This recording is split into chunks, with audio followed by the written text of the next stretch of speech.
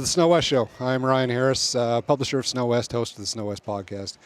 We're hitting our 50th year of SnowWest in January. Nice. I had no comprehension that we would make it to 50 years. I mean, to be doing what we do and riding mountain sleds and riding snow bikes and being in this industry for that long. I mean, we were riding mountain sleds back before there were mountain sleds. Right. You know, because this whole segment kind of materialized, you know, in the mid 90s.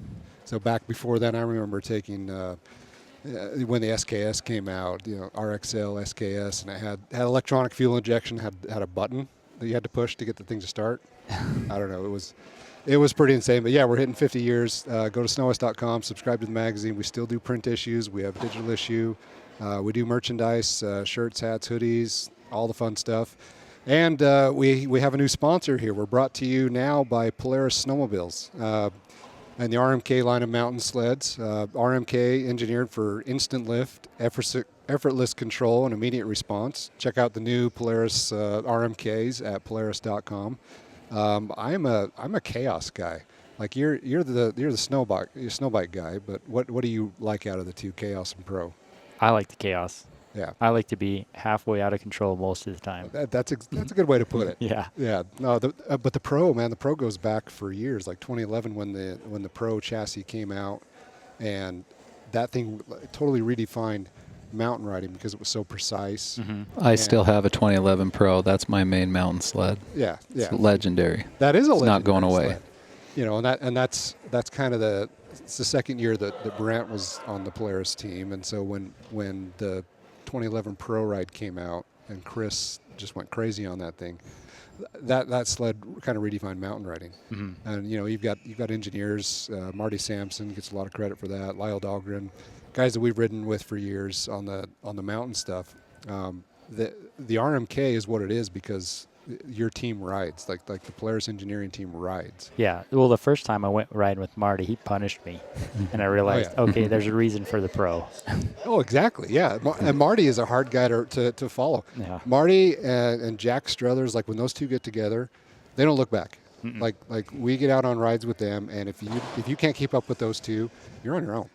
Like you're up in the Cascades somewhere near McCall, and you're finding your own way out because those two will not stop. Well, I remember my first ride with Marty and Lyle as a new development engineer on the RMK team. I remember, you know, as a teenager and in college, we'd go to the meadow and tear up the meadow, and we'd go through this gnarly section, and I'd finally find this open meadow. I'm like, oh, I can breathe now, and we can play around in here. And they went 2 tracks straight across the meadow, right back into the gnarly stuff. They have nothing to do with meadows. Nope. And I'm like, realized, oh, shoot, I'm in for a treat. Oh, yeah. That's funny. All right, today we have, we're going to talk timber sleds and snow bikes and snowbike setup and just how cool this segment is and where it's come over the years. We have Cody Telford. Cody, what's your official position, I guess? Engineering manager for Timbersled. So I oversee all the engineering development and also the manufacturing for Timbersled. So all the cool new things that are coming down the line. Yep, I have my hands in them all. All the innovations, yep. All the new Riot stuff. Mm-hmm. That's all coming off your desk. Yep. All right, and then we have a couple of Timbersled athletes. We have Carrie Barton. Hi. Where are you out of? So I'm out of Heber City, Utah now. Oh, no kidding. Yeah. All right. Yeah. So you've got high elevation stuff right out the back door there. Yep. Yeah. So where do you ride up there now? Do you go Daniel Summit way, or do you go straight up Center Street? Straight up center. Up in rode a lot at like Soapstone this year. Up in just everywhere in the Uintas. It's great being new to this area. Every ride was like a new ride because haven't found all the cool stuff yet. There's so much out here. So. Well, it's great snowbike terrain up there. You know, just the tree spacing and just the way the terrain rolls up there. Yeah, and there's like just shelf after shelf, you know, and then cut up by all these different cool like bowls and different tree zones. So it's endless. Yeah. And then we have the man, the myth, the legend, Brock Buttars. I don't know if I've said Brock Buttars in a long time because you are just Brockstar. Yep. Yeah, that name's kind of stuck. It has. Brockstar, man, he started out doing our suspensions way back just on our enduro trail bikes. Brock helped us build our first snow bikes when Timbersled came out. We started, you know, we jumped head first into this thing. It took a couple years, but man, once we got out on them and kind of experienced that that new feeling of adventure, like being able to go places, anywhere that your handlebars will squeeze through, and just being able to keep going and not being limited by terrain or by, if I drop into this on a 500-pound vehicle, how do I get back out? On a snow bike, you can kind of overcome that, and you really just go wherever you want. Right. It's kind of where the tagline came from, I guess, Yep. right?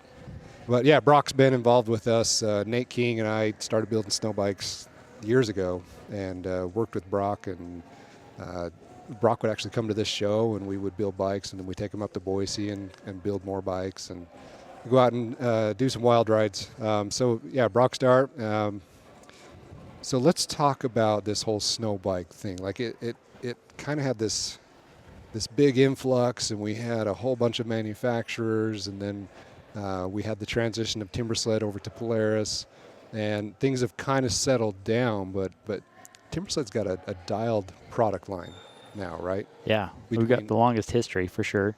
So in the stuff that works. Yeah, and you've got Arrow, and you've got Riot, and every year, I don't know if that's kind of the product strategy is, focus on Arrow improvements, and then the next year focus on Riot. Yeah, it kind of has been that way. In 2018 we launched the Arrow, which was kind of a redesign, all ground up redesign of the Mountain Horse. The original Mountain Horse is really what kicked it off. And in 2018 we came out with Arrow, and then we listened to the customer, right? We rode with the customer, listened to them, and found out stuff that they liked and what they didn't like, and we attempted to make a product to fulfill that need, right? To give them the experience that they wanted. In 2018, we launched the Riot, which was all new suspension, gave a completely different feel to snow bikes, and kind of brought it back to a dirt bike mentality, and wanted to be active on the bike and keep the ski in the air when you wanted it to be, and give it a different ride. And so looking back, it kind of has been that way.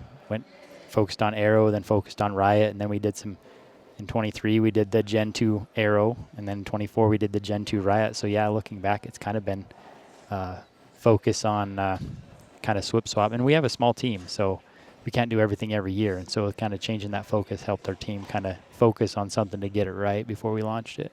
And so Timbersled is owned by Polaris, but you guys operate independently. Yeah, it's kind of a dream setup for me, for sure, and for the team, because we get to operate as a small, lean team, but we have the engineering resources and background of the Polaris Snow team, and even the Polaris powerhouse engineering that they have over ORV and stuff. There's times where I've been struggling with the design or concept, and I'll just call the guys on the Razor team. I've had the chance to work with them in past projects before Timbersled, and so I had a lot of connections throughout the entire engineering team throughout Polaris. And to have that resource to call up and say, hey, I'm struggling with this injection molded plastic or a rubber compound that I'm trying to select that will be best for a Timbersled. And I can talk with those guys, and they give me this wealth of knowledge and information and input and concepts.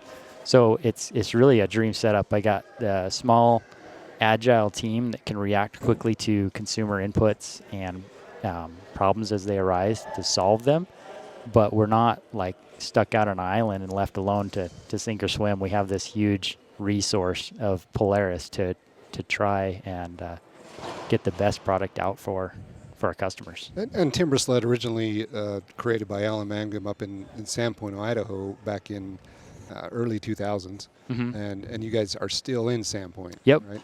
Yep, still in Sandpoint. We still have two of my engineering development techs that work for me are original Timbersled employees. So the legacy that we have in Sandpoint with Timbersled goes way back, to the first my technician that still is the main development guy for me right now. He welded together the first Mountain Horse frame for Alan. So that knowledge and history hasn't been lost with the acquisition, with the Polaris coming in and buying up Timbersled. Yeah.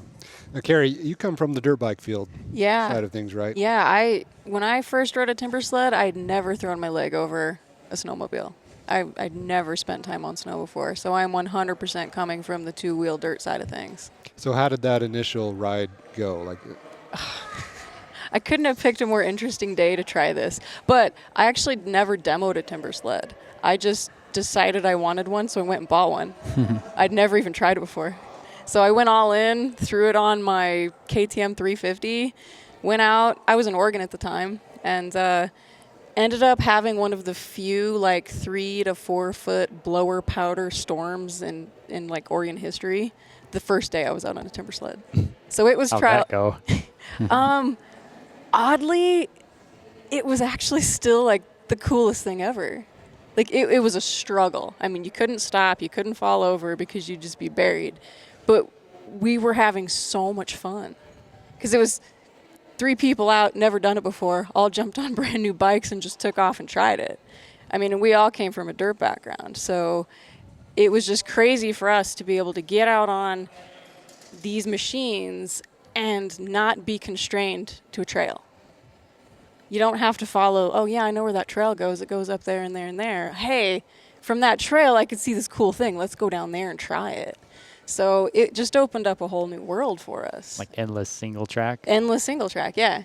The ultimate freedom. And I came to it after a lot of years of dirt racing, like really like kind of crazy events, and I was just kind of burnt and was looking for a little bit of a break and tried it, and the rest is history. So do you look more forward to winter on your snow bike or dirt? Man, who's going to hear this answer? No. The people I ride dirt for probably don't want to hear it, but I'm 100% on the snow now. I mean, I ride my dirt bike. I love my dirt bike. That'll never change. I'll probably still race it occasionally, but I look forward to the winter now.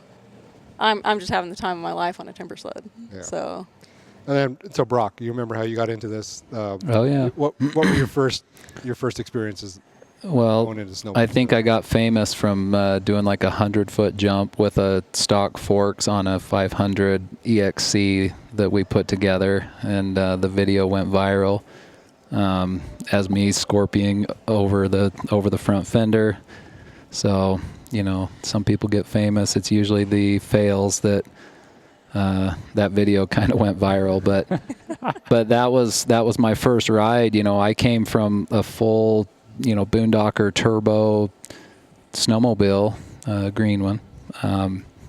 But it was one ride, you know, my first ride. I was the same thing. I was a desert racer, you know, pretty competent motorcycle racer. And within the first ride, the places that I went and was able to do the things I was able to do in just a super tight, steep, technical turnaround, write my name in cursive on the first ride, it was like, oh crap, like this is like a whole new sport. Like this changes everything. And I literally, I mean, I probably had 30 grand into my snowmobile, and I parted out the turbo, I parted out the easy ride skid, and you know, I probably got 8 grand for everything and have never looked back. So it's interesting because riding with Brock, his style, you know, just thinking about what we had mentioned about Marty and just always being in the gnarliest terrain. Oh yeah. That's I have a first ride with Marty story, because Yeah, I did the photo shoot, and it was like a joke. They were like, "Hey, do you want to go with this guy with Marty?" I don't know who Marty is, and he takes off down the trail, and I'm like trying to keep up with Marty. I'm like, no, I'm the fast guy. And it turned into a grudge match, and then it was like a bro hug. We were both just wasted and in the tree well, like both of us stuck. Yeah. And so Marty and I got the Marty approval and ride. So yeah, it was awesome. But you're turning into the Marty of snowbikes. People tell stories about their rides with you the same exact way. Well, a friend of mine once said, I consider myself normal. And that's always stuck with me, because I don't know any different. That's just what I do. I think you're weird. I mean, we're weird in a good way. You're like those mountain goats that are sticking to the edge of Hoover Dam, like walking around. Well, that's what the appeal to a lot of people is, you know, as a snowmobiler, I tried to ride the same way, you know, and we all have been through that progression of mountain sleds, like you talked about with with the Pro of being able to ride tree lines and get further and go around the front side of the mountain where, historically no one that you know of in the area would actually go. So now all of a sudden you can just zigzag, whatever, make this little line, and then it opens up a whole new half of the mountain that you never even knew was there on snowmobiles. So after being able to do that, it's really hard for me to get excited to go back to a snowmobile just because it's like I get stopped. I can't fit the sled between that one little spot where I can fit my handlebars on the snowbike through and access a whole new area that no one's ever even gone to. Yeah, it's a lot of fun. Carrie, what kit do you ride? Well, I try to ride all the kits because they're all fun. This year, I had the opportunity to ride the new Gen 2 the Gen 2 Riot 3 last year, and the changes that they made to that with the new narrow rail spacing, for me, made it a much more enjoyable Riot to ride, and so I went with that this year. I spent all last year on the Gen 2 Aero 3, but I also have a little custom built up Riot 120S that has the belt drive on it and Pro Shocks. So I'll probably continue to rotate through them, just kind of depending on what I'm into that season, or have both of them. Because they all do something very well, but they also all cross over a little bit. So you can take one into a variety of different terrain. Like you can ride an Aero just about anywhere, but you can still tweak it a little bit and go, pick the ski up and go be crazy with it. Same thing with a Riot. I can all mountain that all over the place just with a couple clicks of the shocks. So, but I'll be on the Riot 3 this year. Last season I was starting to get a little bit more aggressive and try bigger things and get a little bit more in the air. And I think that kit for me this year is going to be the right one. So the last couple of years I've enjoyed riding like the Aero S. I like the lower seat, even being 6'4". I rode one. I rode the Aero S this year, and I was reluctant when they came out with the lowered ones. It was like this, you kind of had a stigma of like, oh, that's just for short people or the women or whatever. But I spent all season on it, and the only drawback was that being a desert racer, where I will fifth gear pin down the roughest snowmobile whoops, it wasn't quite what maybe the full height one was, but everywhere else it was awesome. And the handling, it felt lighter, lower to the ground. I think that the track is more efficient because of the lower height. I mean, it was a killer kit. I was overjoyed. I really thought it was way better than I had anticipated riding the S model. And I personally think that 9 out of 10 people on snowbikes would be better off on the S model. That should just be the standard kit. S should be and standard. not call it an S, but that's kind of what it is. Let me get out my notepad here. Yeah. I mean, it really, it's like taking the stickers off and, this is your lowered kit, sell it as the regular, because everybody, people oh, well, maybe it digs in the snow easier or whatever, but on a deep powder day. But I didn't notice, if you're leaning a tall kit, you've got, it's not making any difference. It's like 1 inch further that your peg's going to touch the snow. It doesn't matter. Yeah, and one thing that made that S kit so good in the last 2 years was the Pro Shocks and having that bypass, where in a traditional, when you just get rid of suspension travel, you're going to bottom out a lot sooner and a lot harder.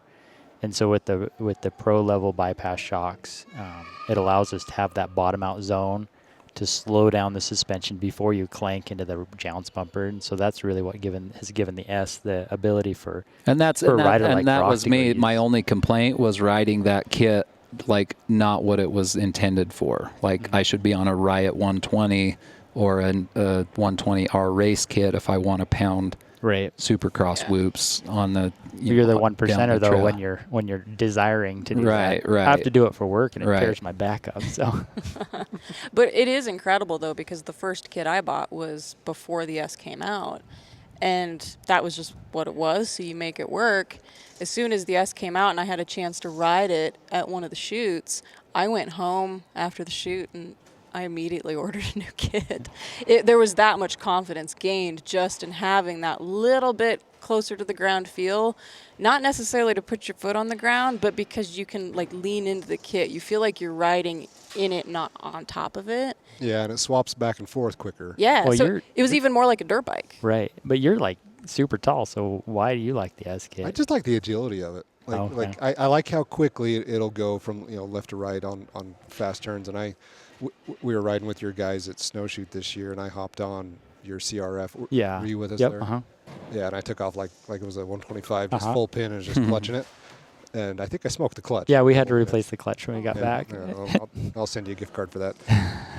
But it was, I just like going that mode, and I on a 450, we built a 350. Remember we built a 350 back? Amazing bikes, amazing snow bikes. If people are on the fence, 350s are good bikes. That thing was a blast. I don't know. I guess in my brain, I think I'm Jeremy Martin, and I'm only 5'5". But I just like the feel and the confidence on the S kit. But I'm giving up some suspension travel, like you said. But the bypass shocks help. I just like the way it feels. Just the handling. I like the quick. I like to knife it into a corner and just be able to pick lines. I feel like I can pick lines through the trees quicker on the S. Yeah, I like being able to just get on the bike. I didn't realize how much like that seat height, like on a side hill or even on the flats, like just being able to just throw my leg over the bike was like, this is nice. Now like, you know how Ryan feels on a normal bike. Right, yeah, he's. Yeah, there's some advantage dirt biking being tall for sure. Yeah. Like you can stick your legs on some rocks as you're going through those deep trenches, and then you wonder why everybody else is struggling. But it's fun. No, I like that. And then I keep going back and forth, Riot and Arrow and Riot and Arrow. When the Riot came out, it was fun and it was more playful than the Arrow. But then the Arrow got better, and then the Gen 2 Arrow and the narrower rails made that thing probably the best all-around kit. Yeah, it's definitely an all-mountain. Like Carrie had said, all-mountain. It does everything really good. Yeah. And Brock and I have had this conversation, like a friendly battle between Arrow versus Riot. I'm a Riot guy. Like you'd mentioned before, or Ed mentioned before, that I like the Chaos kit because I like to be halfway out of control all the time. It's kind of dangerous because you get into riding the stuff that Brockstar rides and really technical and like the goat on the side of the dam. It's a handful. You really can't really get there. So if I'm ever riding with Brock, I'd prefer to be on an Arrow just so I can keep up in that type of terrain. But if I'm the ride leader, I want to be in a Riot because I like to be playful and just have a good time. And I'm not so much as a destination rider. I like to get to an area and kind of tear it up, have fun, screw around. Where with riding with Brock, I have to be on an Arrow to get to where he's going.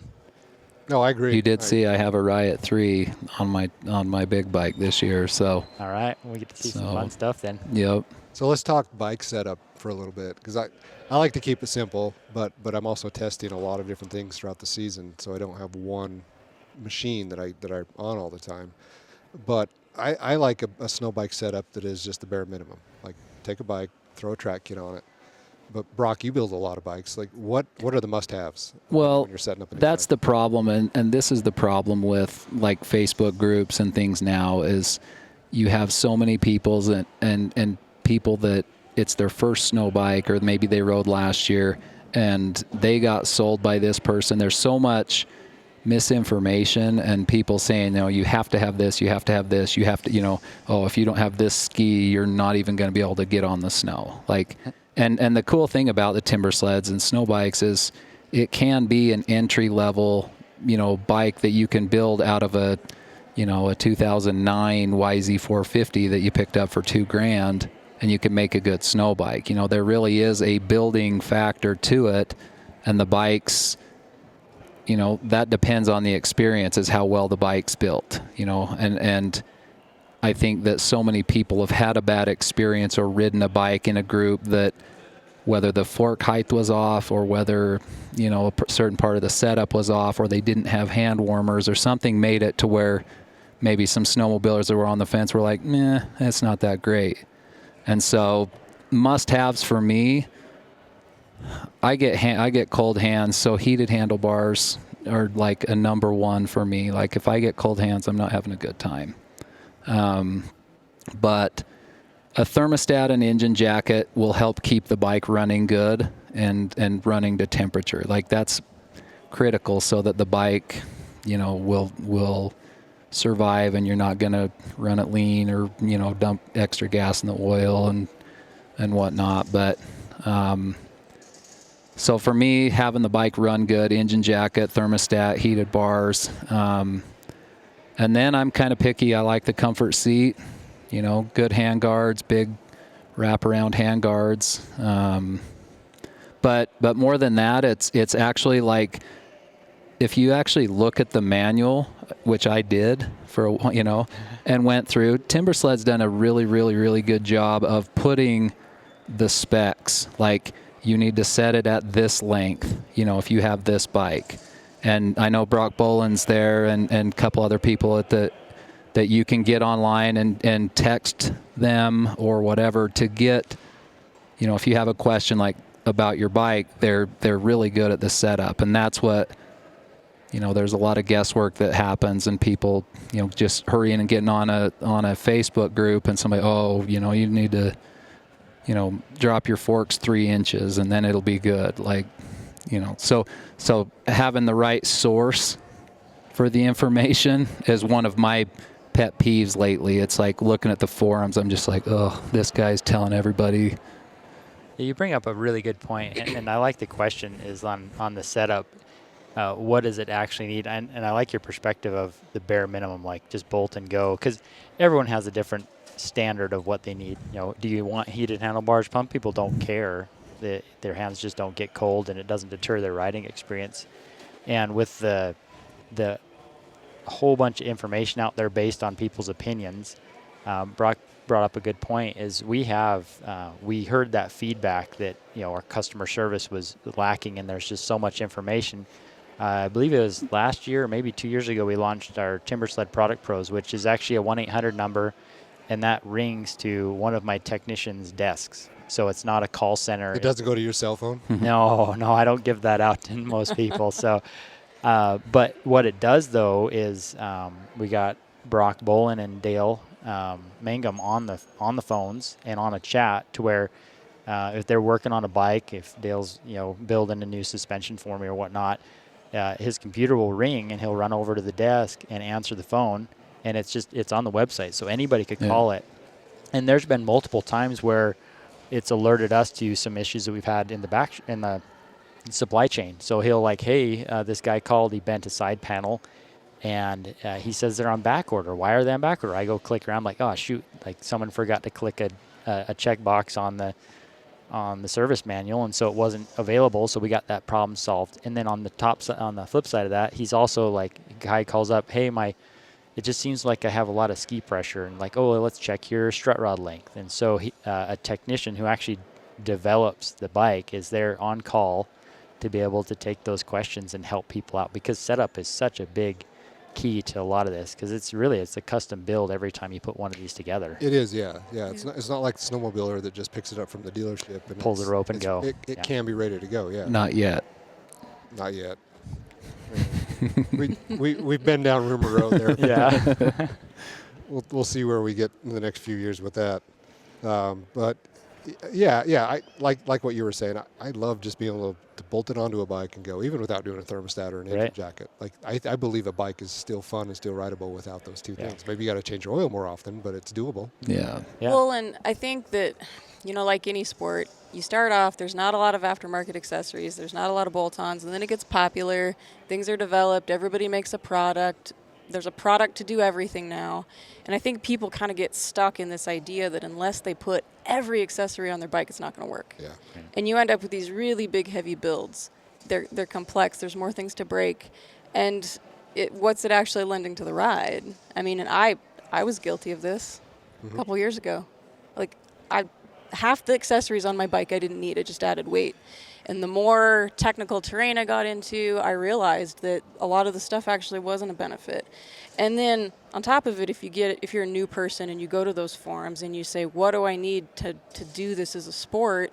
and you have people throw $5,000 worth of accessories at you and say, you're not going to be able to do it without this stuff, it's a barrier. Yeah. You know, really, you need to put a track on a bike, make sure you can keep it warm, and then whatever comfort items are critical to you. That was something that we actually focused on and made a really big point to do when we did in 2018 and on the Arrow that we launched in 2018 was a bolt and go. So previously you had to like put together your brake system on the Mountain Horse, and you had to cut your air box, and you had to do all this stuff that drill your spindle to the right setting. When we did the Arrow, it was the whole program was that how do we make this so it's a bolt and go, and there's no real way a consumer could screw it up. I think we did a pretty good job at it, you know, being able to have the strut rod lengths already set at the factory based on your bike, and the pre-bled brake system was basically, to your point, just bolt it up and go. It's all all you really need. And I mean, there's stuff to make the bike run better if you run in really cold temperatures or running deep snow powder. But if you're looking at just those bluebird days when you got set up snow, you don't need all that extra stuff. Yeah, it depends on the area too. Yep. I mean, that was a lot of the early days of what was mandatory and what wasn't. You know, as I would argue with the guys at Timbersled, who their snow, it was warmer. They didn't have this dry powder that down here, and so it was just like, no, you have to have a thermostat. You have to have an engine jacket. And no. We didn't run those. Yeah, they didn't even. They thought I was crazy. But now anyone that's, you know, in Utah, Colorado, you know, different areas, like that's a mandatory item. Yep. Yeah, and we've tried everything over the years building these things. We've done a couple turbo bikes. We've done nitrous setups. We've done we did an Alpha big bore 450 KTM. Yeah. One of our guys that helps us with some of the sled stuff in Idaho Falls, he's doing a BRC 500 motor this year, giving that a shot. Like you can get out of hand just like you can with a snowmobile. Like, well, it's a custom build. Everyone's a custom build. Exactly, yeah. But I just love the simplicity. In fact, that 350 was one of my favorite snow bikes we've ever built, and it was just because it winds up. And it's funny how many people and how many times I've heard that the 350 is one of my favorite bikes. And I built one. It was a 350 XCF with a Riot 120, and it would climb. And just because of the higher RPM, it would rev to 15 grand, and it would just and it would climb up out where other snow bikes wouldn't. And it was like the most simple bike, and it was like the crowd favorite. Like that's what I like about it, is every single bike is different, and that's also one of the hard things, is that every bike is different. You know, your bike, the forks, whatever, could be just enough different that it's not going to feel the same, you know, or if you have that strut rod 3 turns out different, you know, it could suck. You know, the steering could feel heavy or whatever, you know, and that's why, you know, you really do kind of have to do your homework, make sure that your setup's good, you know, look at, you know, the way the bike sits, you know, from the side, you know, you can tell a lot. Just like with the sled, you know, getting it to where if your lugs aren't touching the ground, you know, when you look at it, your front 3 rows of lugs are up in the air, you know, you got to change some things and get it right for it to work right. Carrie, what do you put on your bike? Like, what are your must-haves? So, I mean, obviously here it's really cold in Utah, so temperature management, so thermostat, engine jackets. Beyond that, I'm a cold hand person. I have tiny little cold hands. I've wrecked them doing various sports, so they're a little challenge. So I run heated bars. For me, that makes the ride more enjoyable. I can be out longer. Beyond that, I'm also very short, so I always go with the Seat Concepts low seat in the Element model so that it stays not waterlogged. So seat, bars, engine management. We crash a bash in the trees a lot, so good hand guards for me. And then lights. I always put either a light bar or the rigid side mount lights on my bikes. Not one in the daylight department a few times, so I always put LED lights, and then I carry a helmet light with me so we can get out if we need to comfortably. Yeah, one of the craziest rides Nate and I ever did was we left the cabin in Island Park. You've been there. Yeah. Left the cabin at 1 in the morning. and went up. Oh, nice. We went up over Sawtell and back into Jefferson over the divide. Wow. And it was a blizzard, but I mean, I grew up in there, so I kind of figured my way out through the trees. But it was an adventure. But we got up there and we poked out above the storm, and so it's like cool. 2 o'clock in the morning, and the moon's out, and you're above the clouds, and you can see, like it was almost better with your lights off. Yeah. You can see the openings in the trees, and I mean, it was a blast. Wow. But I have a little sidebar. I love night rides. They're holy so cow, cool. I do too. Yeah, that was a lot of fun. Bikes, like what would you recommend somebody getting into this? We've talked a lot about the 350. Can you do two strokes? Are 2 strokes legit snow bikes? Yeah, 2 strokes are good. You know, the new bikes, the new TBI, I think, is going to be a really, really good bike. TPI bikes, as you know, anyone in the dirt bike world knows, like there was a roller coaster of reliability and just issues. They're still good. You know, one of my favorite bikes, I had Electron Carb on a 2017 300, and just the way that the Electron feeds under vacuum, it's like you couldn't burn it down because it's always, you know, if you're wide open, it's pulling fuel, so it's not going to run lean. And I had more fun on that bike just knowing that I could hold it wide open and just, you know, is it as fast as a 450 if you're, you know, drag racing uphill? No. But for transition snow, spring riding, whatever, it's kind of like that 300, the same benefits that it has as a single track bike, you know, compared to a 450, you know, riding the same area. But, you know, nothing beats just a good fuel injected 450. Like that's just the standard.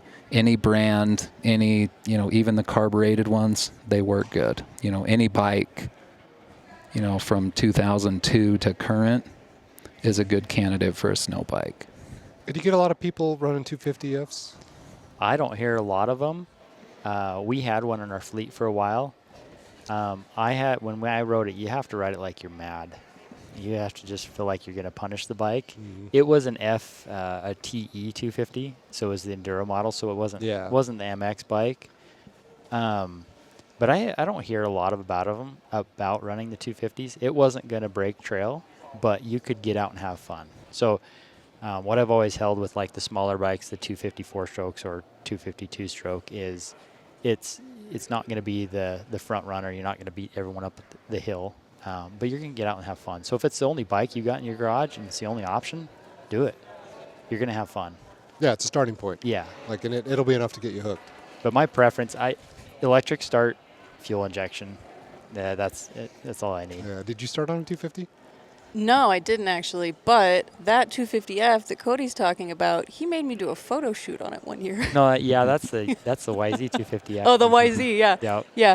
He made me ride that for a day at a photo shoot, and I'm like, Cody, this thing doesn't go anywhere. And he's like, you had no fun at all, right? No. He said, Carrie, just ride it like you're mad at it. And I'm like, okay, but if I blow this up, this is your fault. And he's like, no, just ride it like you're mad at it.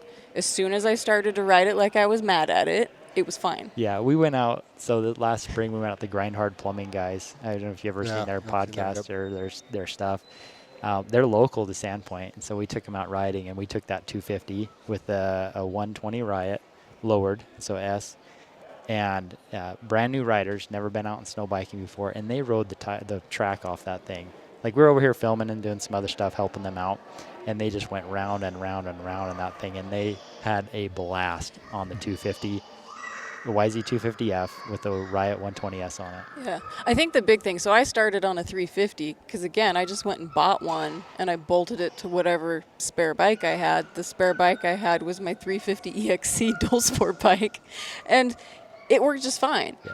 Was it going to go high mark a bowl? Probably not. I think the thing when people are starting off on a smaller bike, because that's what they have, it's just how you ride it. So approach angle, line choice, but ultimately if you do that and you ride that littler bike, you learn a lot. And you actually learn a lot that most people should probably learn before they jump on a 450 and go take off anyway. So Well, same thing can be said about snowmobiles. Exactly, If yeah. you start on a 600, you'll be a better rider by the time sure. you get up to a bigger sled, but nobody does that. They'll Yeah. start on a Boost or a 9R. Or, I'm a and better why rider wouldn't on a you? 600. Why wouldn't you? Yeah. Yeah, 100%. but that is a misconception, is a 350 doesn't make a good snow bike. and they actually can be really a whole lot of fun. And again, if that's a barrier for somebody not trying the sport, don't tell somebody, okay, the only bike that has a 350 and they're not going to have any fun, because they're going to. It's going to still be a lot of fun. And I think to prove that point even more, I built up a second bike last year and intentionally put it on an FC 350 just to prove that you could take it out and have a blast. And hey, big tall dude, go ride this bike. Tell me it's not fun. They'd come back, wow, that bike's pretty quick.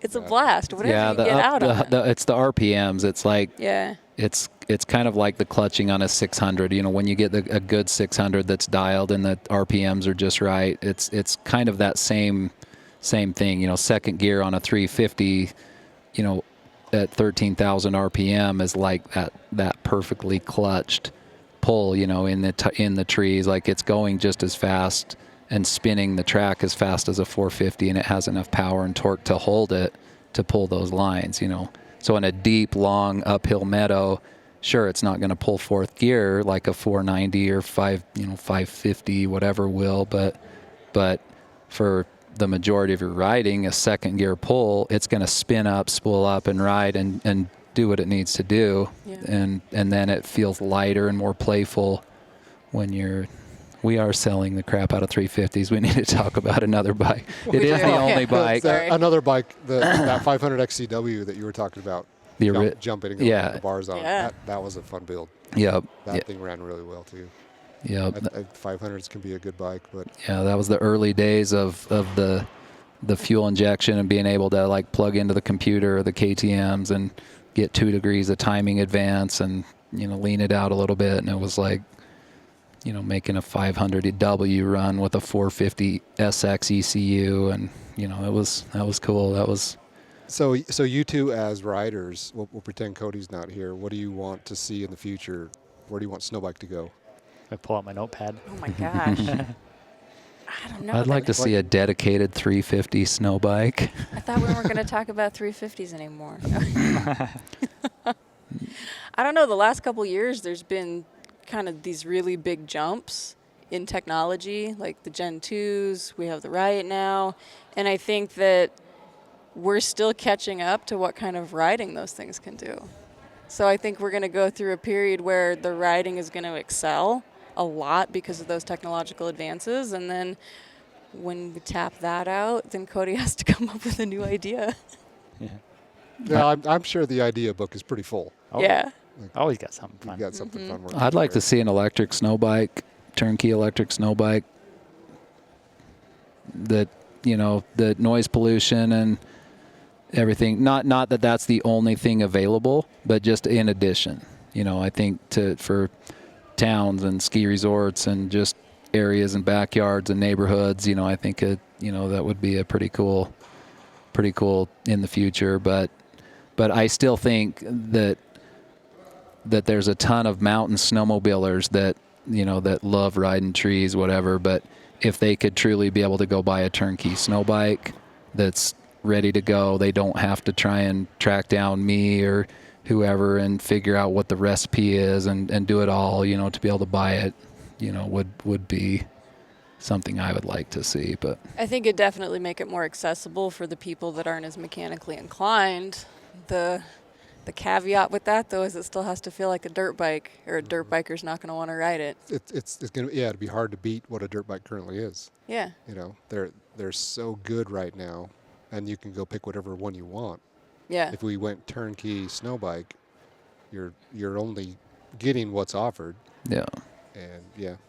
Yeah. And to me, just knowing what we've been through in the past, like creating a turnkey snowbike is going to be heavier. It's going to be covered. All the moving parts are going to be covered. All the heated parts are going to be covered. Like it's like a different set of rules, because right now, I mean, Timbersled's an accessory. It's a dirt bike accessory. Yeah. And so when it turns key, there's a different set of rules that you have to play by. Yeah. So I don't know. We'll see where we're at in a few years from that. But again, we have Cody Telford, Carrie Barton, and Brock Buttars on today. If you're curious about these Timbersleds, go check them out at timbersled.com. Find them on social media. Dirt bike conversion kits, and really just opens up the backcountry. And like Carrie, like you were talking about, it's single track everywhere you go. Yeah. You know, there's not really, you're not limited to a trail or a specific route. You can just go explore.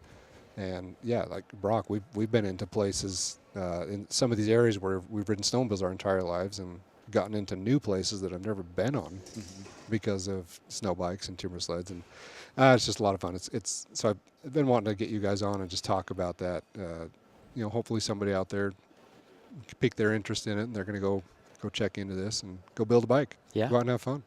Yep. But yeah, thanks for coming on. Again, check it out, timbersled.com. Thanks again to Polaris Snowmobiles, RMK line of snowmobiles. The 2024s are shipping now. You can find 850 RMKs in your dealership. Various track lengths. You can get it in Pro and Chaos. Go check out your snowmobile dealer or your Polaris snowmobile dealer and check out the new 2024 RMKs. Thanks for coming on. You're welcome. Thank Anytime. you.